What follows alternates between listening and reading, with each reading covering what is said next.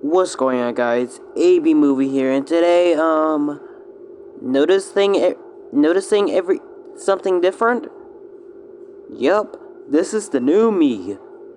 This is me for now. While you go to the videos now. Anyways, today I'm gonna be reviewing Kung Fu Panda 4, which was released this year, and also this video is gonna contain spoilers. And as much I hate saying it, this is the weakest one out of the series. But look, this movie ain't bad. This is still a good movie. Like, it might be the weakest out of the series, but that doesn't mean it's a bad movie. Like, there is still no Kung Fu Panda movie that is bad. I mean, the third one came a little close, but that was a little bit. This one came a little bit further, but this is still not a bad movie. But there is still some problems that, just could have just made the movie a little bit better, to be honest. Alright, first thing I want to talk about is the villain, the Chameleon. Now, in my opinion, she might be one of DreamWorks' maybe just less motivated villains. Like, she is not really all that good of a villain. Like, she doesn't have a motivation like the other villains had, and she's just a villain. Like, bruh. And this villain could have been easily the best villains, but it just wasn't. Like, the Chameleon gets sent back, like, every villain that was in the past Kung Fu Panda movies, and, even those villains were gone to waste in this movie. I'll talk about them a bit later, but that's just my opinion.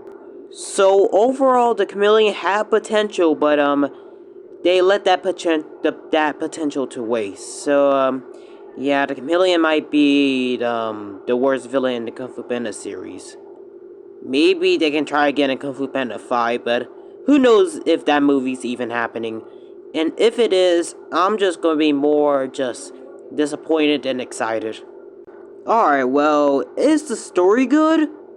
To be honest, not really, because the story is kind of more generic than the first three movies. Like, the movie follows Po trying to find the next Dragon Warrior, while he's gonna be the spiritual leader of the Valley of Peace.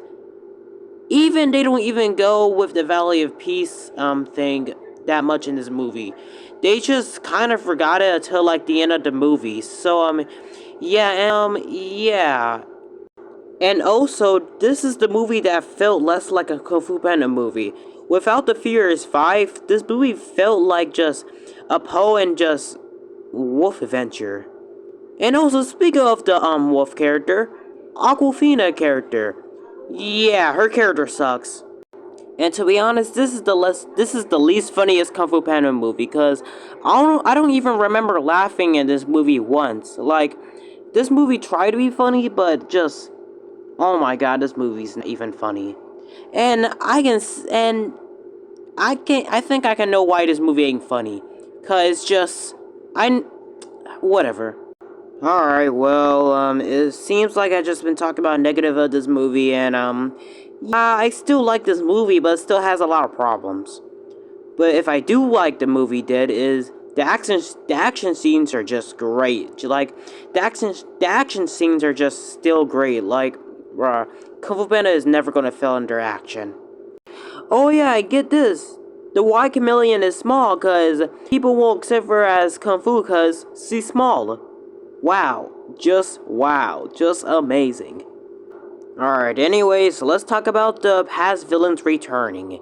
Tai Lung, Lord Shen, and General Kai do return in this movie, but don't have your just excitement going crazy, cause they appear just only a cameo, and yeah, they don't really get that much development as Tai Lung does in this movie. Just saying, cause Tai Lung is the only villain to have his OG voice back, and the only character to even talk, which is pretty sad, but whatever.